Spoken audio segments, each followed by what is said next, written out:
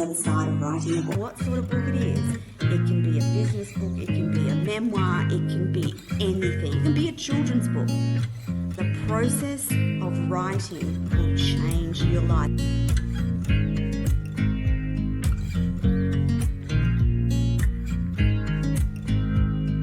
Hello everyone and welcome back. I'm your host Tony Lontes and this is the Artist and Author Show. See, again, my tongue's getting tired. It's the beginning of the new year.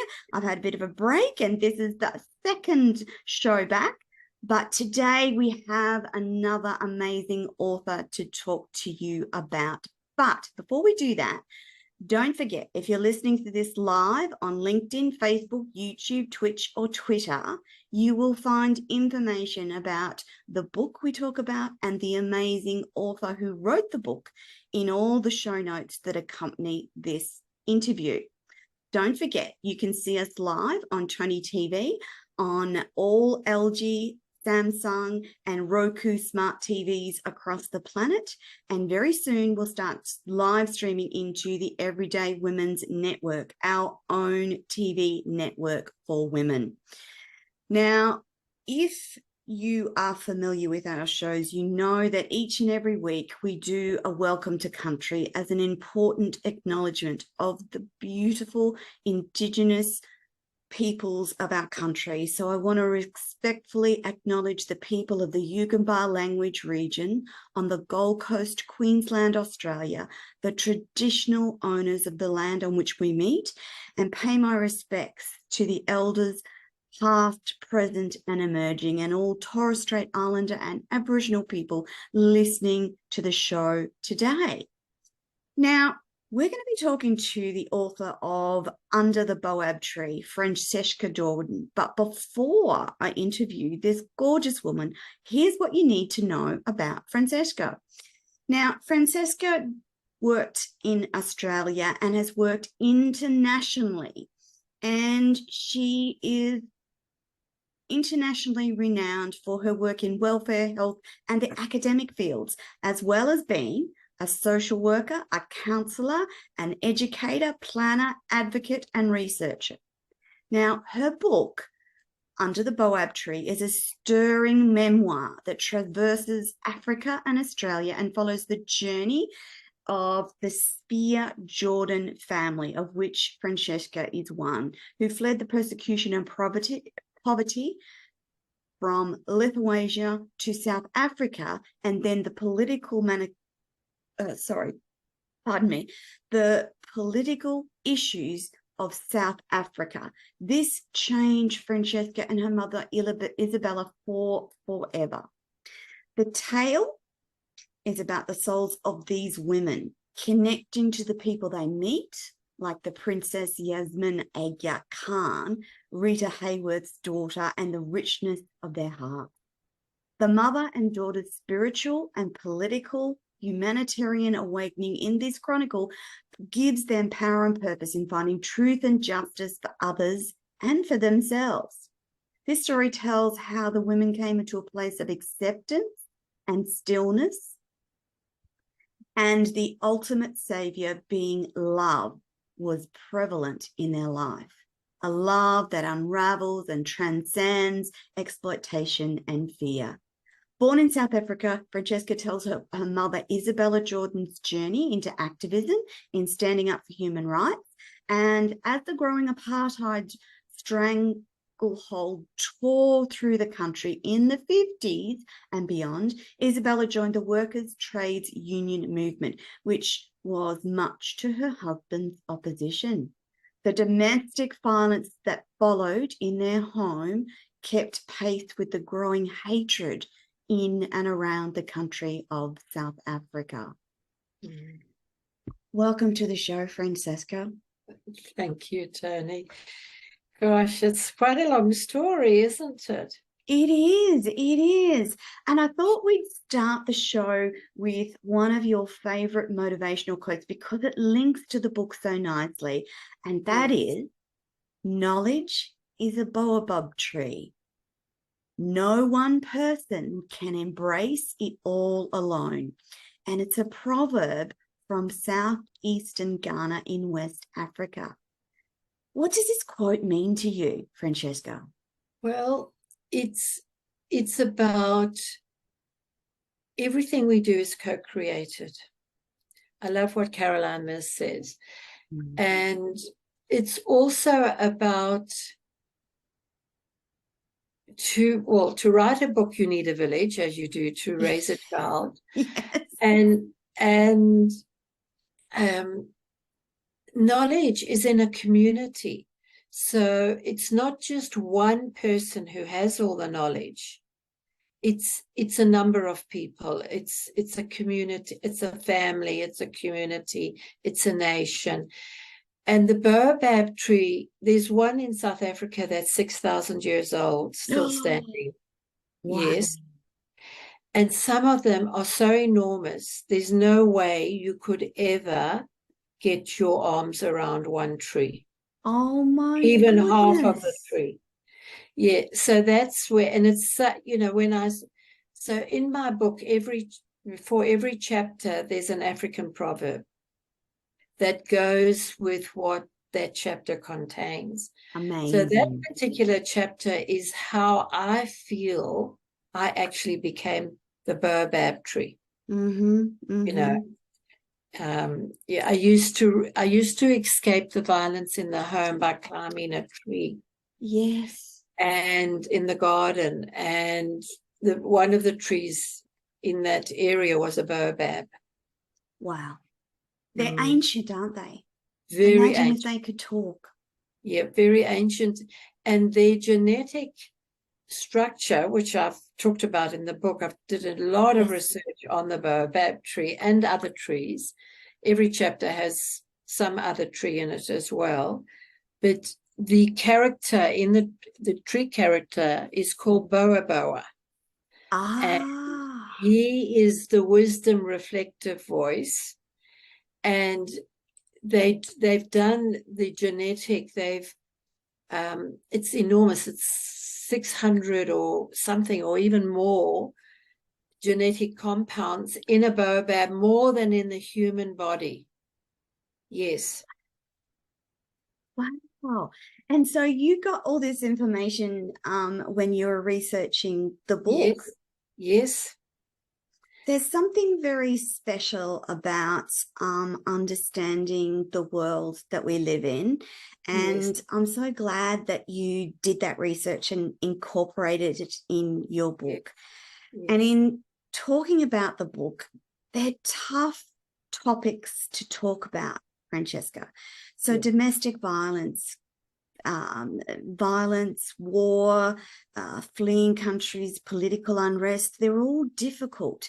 How difficult was it to write from that perspective? Because I found it difficult, though cathartic, and I find it healing. And I've also, as you know, I'm really passionate about telling people's stories because I think that's an important part of their healing.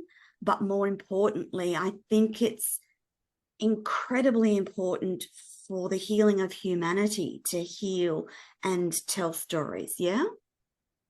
I agree. And you know what was so important for me to come through, because I really did grapple with being so vulnerable. I had the most brilliant editor in New York, Virginia Lloyd, who worked with me nearly 2 years, actually. Yeah. And she said I was very courageous to be so vulnerable.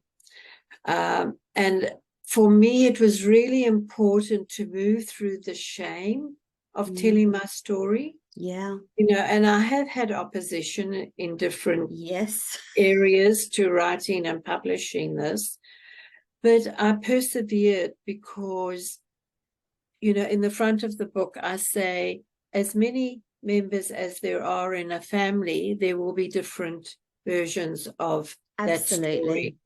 And this is mine. Yes. This is my version.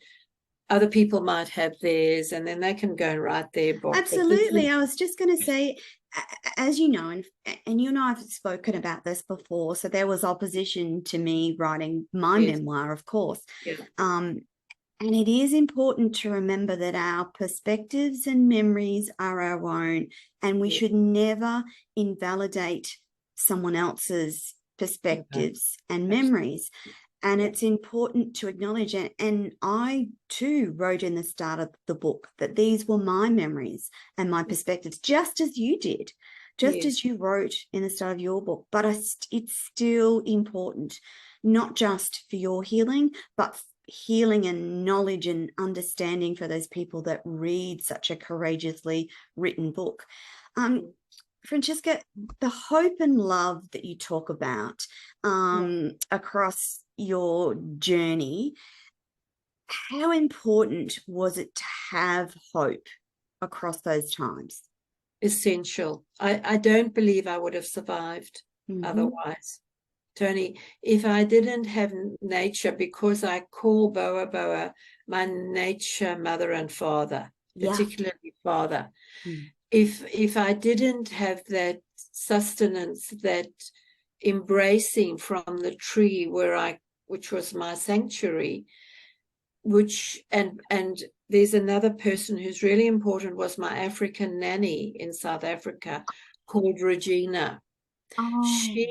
Because once someone said to me, there must actually, even my Jungian therapist said, because I had a lot to deal with when I was writing this book. A lot of memories came up. A lot of the trauma resurfaced. And so I worked with a therapist while writing my book and did other. Well done. And there are other. There was another technique I used, which is called tremoring. I don't know if you've heard of it, where you can release. Animals do it naturally, particularly dogs. Oh, do they? Where the body shakes. And when I started writing, I was doing my master's in writing your first draft. And we did 1,000 words a day at least. And I would then tremor. I would go and lie on the carpet and then do the tremoring to release that trauma out of the memory cells of my body.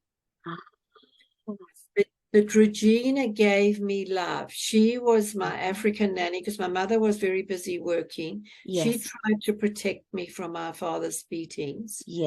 And she was the one person who gave me love. Now, when you have a traumatic journey and have history in a family, to survive that and to have hope, you only need one person who shows you love, Tony. Absolutely. You just need one person in your life. And that's enough. And then from that, you can survive. And you can come to a place of hope. Amazing. Another quote that I have in my book is that even in the saddest of times and places, I was able to find joy. And that's my mainstay even now in life. It's part of resilience too, isn't it? Yes, it is. I've been rereading and tapping into some of Brené's work around resiliency. And for people who are able to still find and experience joy despite the trauma that they may be in, they have higher levels of resilience. And by resilience, I just mean your ability to cope with life and what life throws at you. And you certainly had a lot to deal with over the course of your life. The other thing that I've often said, and it's in the book, is I see myself as that round bottom dolly. You can, you can side swipe us down. We just go ping and we just come back up. And that's a lovely description. And keep bouncing on. Just that's how I've seen myself and my mother. Both of us are these round bottom dollies. Yes. In Under the Boab Tree, you talk extensively about your mother, obviously, but she flees South Africa to live in exile. And where did you go? All right. So we left. She was going to be imprisoned because of her Yes. trade union work and anti-apartheid work. Yes. So we took the train. So there was a way to find out, a bit of an underground way of finding out who was going to have that knock on their door to be taken in for questioning. And because they may not have let her out. No. At that time, would they? No. That she would have been arrested. No, she could have, like, there is Ruth First, who I talk about in my book, a compatriot of my mother's. She was imprisoned and in solitary confinement for a long time. Yeah. And another trade unionist I interviewed, he was under I think it was the 100-day or longer, where he without any trial, without legal representation, they just kept you for that time, and they could do anything, any sort of torture. And yes, so we got tickets to leave by train, leave Johannesburg, go to Bulawayo, which is in Zimbabwe, which at that time was Rhodesia, southern Rhodesia. And you were safe there? Franceska? Yes, we were safe, although even that country had issues, but it didn't have apartheid. Okay. So we were safe there because the South African government had no jurisdiction, and it was a British protectorate at the time. Okay. Which was different to South Africa. Yeah. So at that time, you and your mother fled. When did you make it to Australia, and what were some of the thoughts that got you here? All right. So we left South Africa in 1977 after the Soweto riots. Okay. So my ex-husband and I decided the land is soaked in blood. Not so different to Australia. Yeah. Actually. Very similar, with the indigenous peoples and not having their rights and the brutality they've suffered. So we just didn't want our children growing up in an apartheid. Yeah. At that stage, I only had one son, and we went to New Zealand because my ex-husband's family live in New Zealand. We went to Auckland. Yeah. Went to Auckland in New Zealand, and then that's where my eldest son went to school. Actually went to the Jewish day school then. Yeah. And then I became pregnant. So there's 6 years between the two boys. And then I became pregnant with my second son. And when he was 3 months old, we moved from Auckland to Sydney in Australia. But I have to say, in my book, there's a really interesting part in one chapter.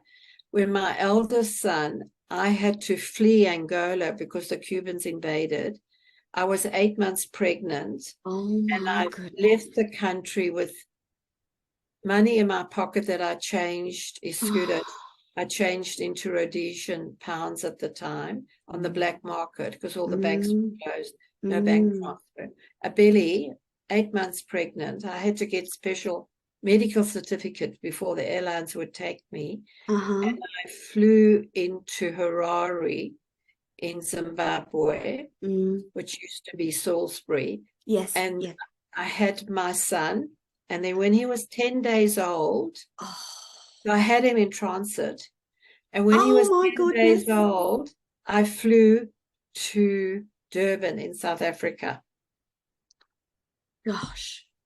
Even just it's all in the book. It's all in the book, Tony. Even that's just bravery. I'm thinking about the things that mothers do in the late stages of pregnancy, and it's all brave in my book, having had one of those stories myself. Franceska. And arriving in South Africa not knowing a soul. Oh, I cannot imagine. Baby. And those first babies are tricky. Yes, yes. Because you've really got no idea what's going. Even the best prepared of mothers, it's still your first child, and there's you're not sure quite what to do at times, and if you don't have support to talk to, it makes it really, it can be quite a struggle. I want to just take the time during this interview to congratulate you on your Australian medal, the AM. Can you tell the audience why you have this prestigious award and what is it in recognition of? Okay. All right. So even as a child, I always looked after the elderly in our street. I'd do their shopping, or I'd carry their shopping, or I'd visit them. And then when I came to Brisbane, I went to work at the Prince Charles Hospital, and I was the social worker for 232 bed nursing home, the sole social worker for that. Gosh. And then I also worked in outpatients with a neurologist to assess people, to look at their conditions. And we were seeing a lot of people with dementia, and Alzheimer's is one of the dementias. Yes. Dementia is the umbrella term for about 20. And there's lots underneath that, isn't there? Yeah, that's right. And I just felt so inadequate as a social worker because there was nothing in the community for these families. So I started there is a chapter in my book on my work with the Alzheimer's. So I started the association with a few others, set up the Alzheimer's Association in Queensland, Australia, and internationally. And that's what I got my medal for, and working in mental health and disability. So that's well what I got. Done. I'm a pioneer both in Australia and internationally. There were only 3 of us from Australia who set up the international body. Well done. From around the world as well. Well done, Franceska. In talking about your book, I just want to go back to domestic violence and people with mental health issues, because it's an incredibly important topic to talk about. And I'm curious about your wisdom and what you'd like to say about women that might be listening, that may be in a domestic violence situation. What is your message for those women that might be listening, Franceska? My message is it's really essential not to remain silent, but to find a way to do that doesn't endanger the person, the woman. Yeah. So if they find a friend that they trusted can talk to, that's not really part of the couple's knowledge. Find someone. Correct. It has to be outside the couple group, doesn't it? Absolutely. And they're all right. We're still not doing enough and don't have enough services, but there are services that people can ring. And that's a really important first step, because those services can help you, if you decide you want to leave, can help you to do that safely. Yes, and it is about making sure that they can leave safely. And for some women, and I've had this conversation recently, Franceska, where the women didn't become aware that they were in a domestic violence situation until it was like it had been almost decades or longer. And they were talking about listening to a show or a program or a commentary suddenly realizing that the behaviors that they were experiencing in their everyday lives were in fact domestic violence. And so you, like I, am very passionate about making sure that women understand what is considered normal and acceptable behavior and what is not. And so, Franceska, from your wealth of experience, can you give us some of those key behavioural points for women who might be listening, and men too? Because sometimes men I've dealt with men who've been in domestic violence situations. Yes. So it's really important for people to Google coercive control, to Google narcissism, Mm-hmm. because if the woman is hesitant to say what she spends money on, That's coercive control. That is coercive control. Who her friends are. If she's questioned about how long she's been away, talking to her friends, or prevented from seeing her friends or certain members of the family, because that's a way to isolate the person. If there's excessive verbal abuse, yes, psychological abuse, in gaslighting, people need to look up what gaslighting is, where you told you have the mental illness because you're putting boundaries with your behavior, or you're putting boundaries in. Yep. So there's so many big and little alarm bells.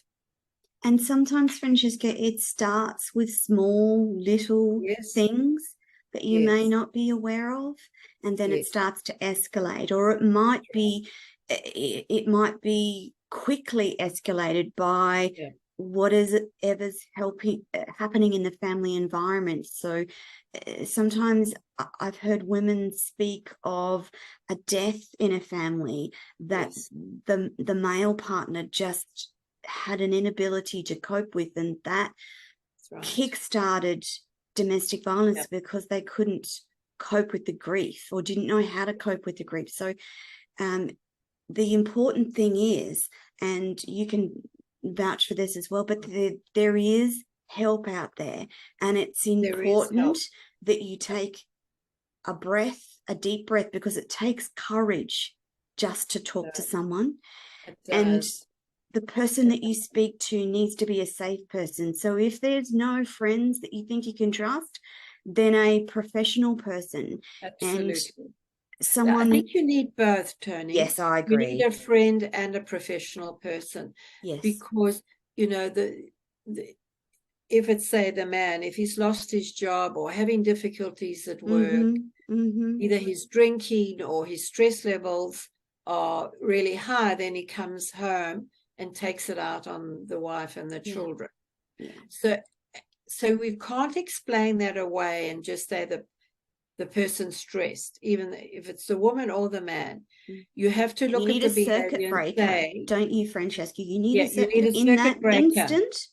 In that instance, it's not going to get better. Once it's happened, you need something to intervene, i.e. a circuit breaker in that situation.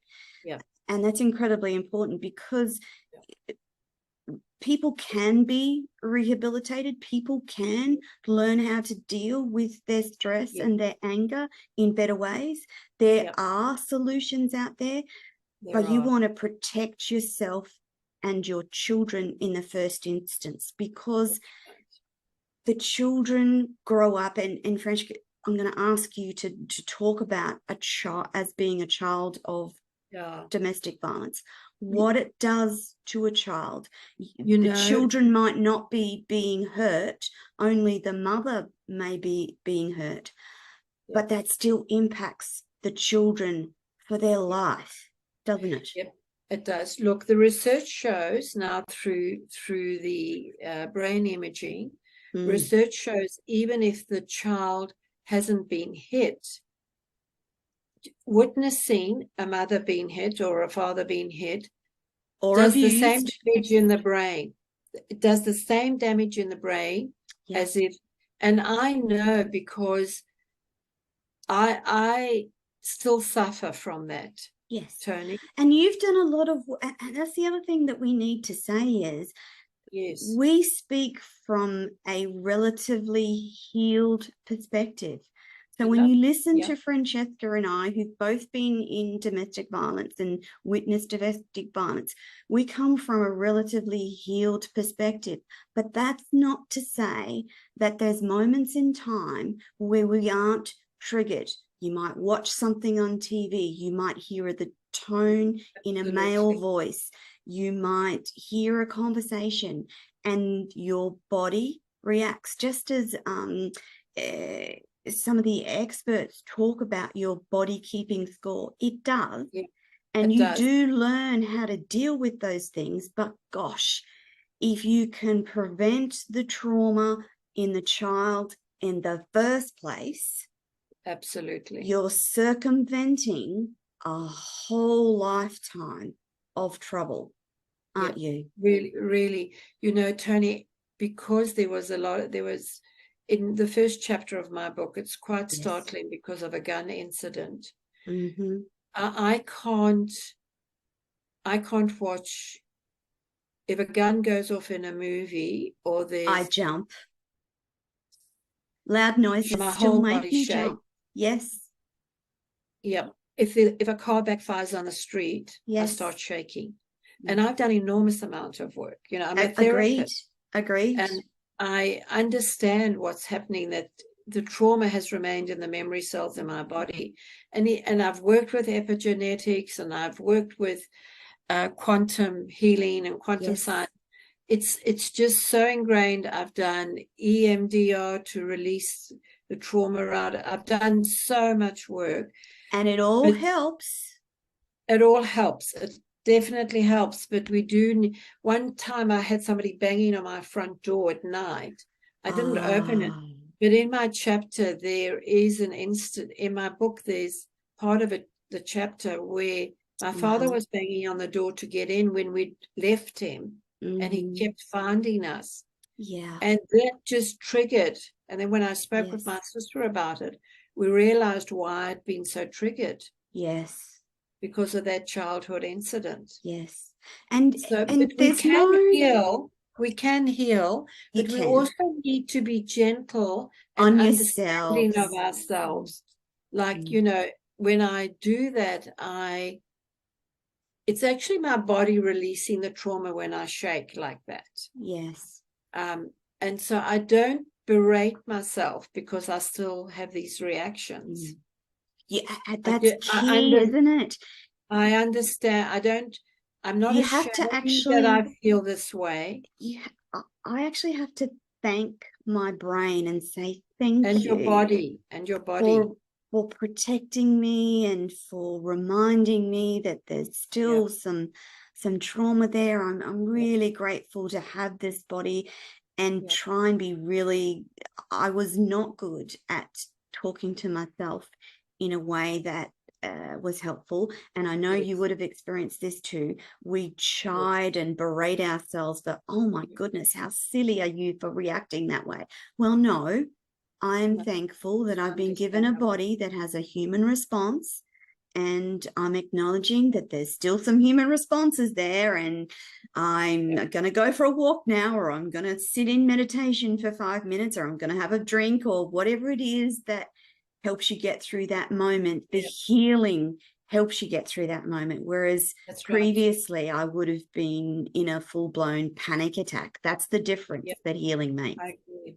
And one technique I use that it's really helpful, it's the deep breathing. So you breathe in for the count of 4, breathe out for the count of 8, because that works on the parasympathetic nervous system. It's powerful, isn't it? That's right, my favorite. From the base of the skull, right down into the bell, right down through the spine, all that whole nervous system. It really works.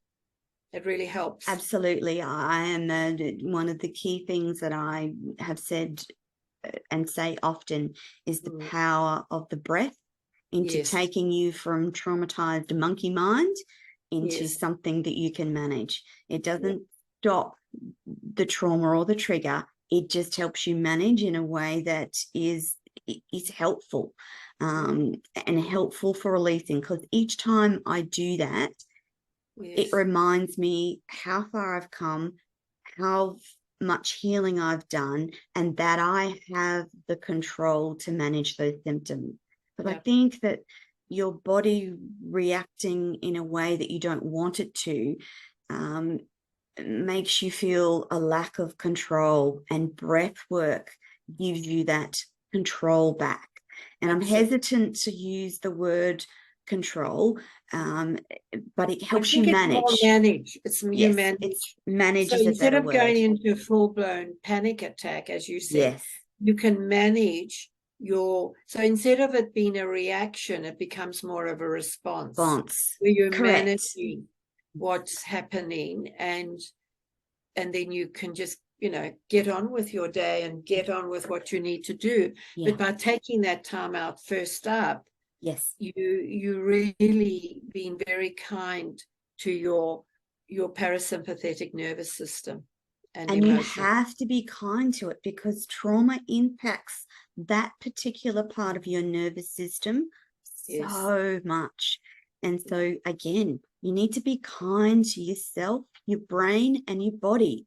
If you've been through any sort of trauma, and there's no scale of people's trauma being worse than other people's trauma. It's all just trauma. Not a competition. It's not a competition. not. It's and not about comparison. It's about acknowledging for each, which I do, because sometimes people have said to me, "You've had such your life has been so much worse than the person sitting in front of me." I said, "That's not the right. issue. That's not what's important here. What's important here is that this is your experience and your life, and it needs full attention and understanding of you. You need to have full attention to your life." Yes. And response. Yes, definitely.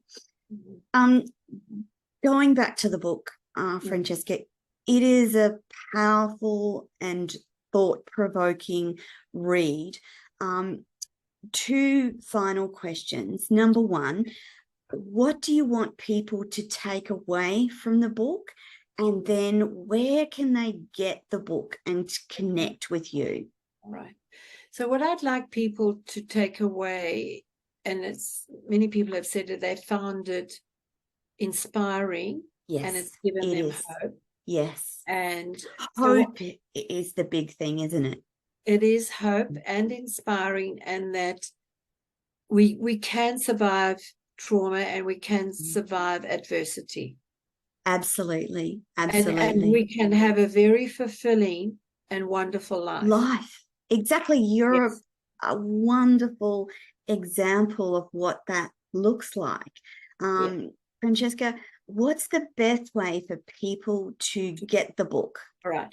In Australia, the best way is to go onto my website, which is www.franceskajordan.com.au. Now, they have to spell Franceska properly. With it. That's right. It's got a C-E-S and a K-A. Yeah.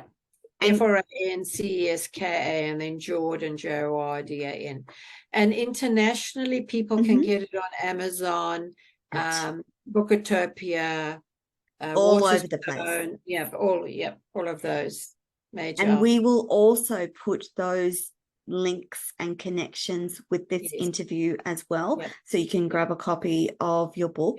How can people connect with you, Franceska? Well, through my website. They can just go onto my website and they can send me emails. I answer every email. I've answered every review people have done, and I must have at least 50 by now. Yes.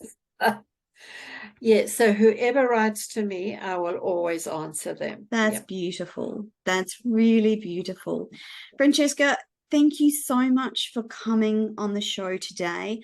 Under the Boab Tree is the book, and you can get it now wherever you get your books. And I encourage you to, if you want to read a provoking, inspirational story based on real life, then this is the book for you.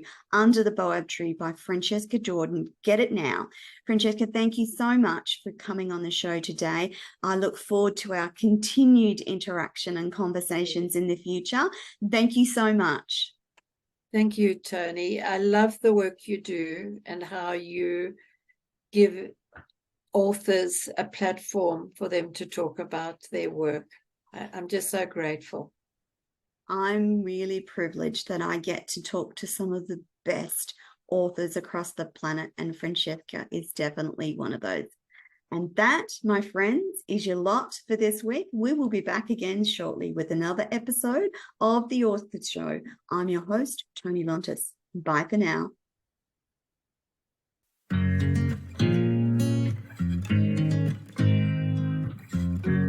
It's not about the book. It's about the person you become on the other side of writing a book. What sort of book it is. It can be a business book. It can be a memoir. It can be anything. It can be a children's book. The process of writing will change your life.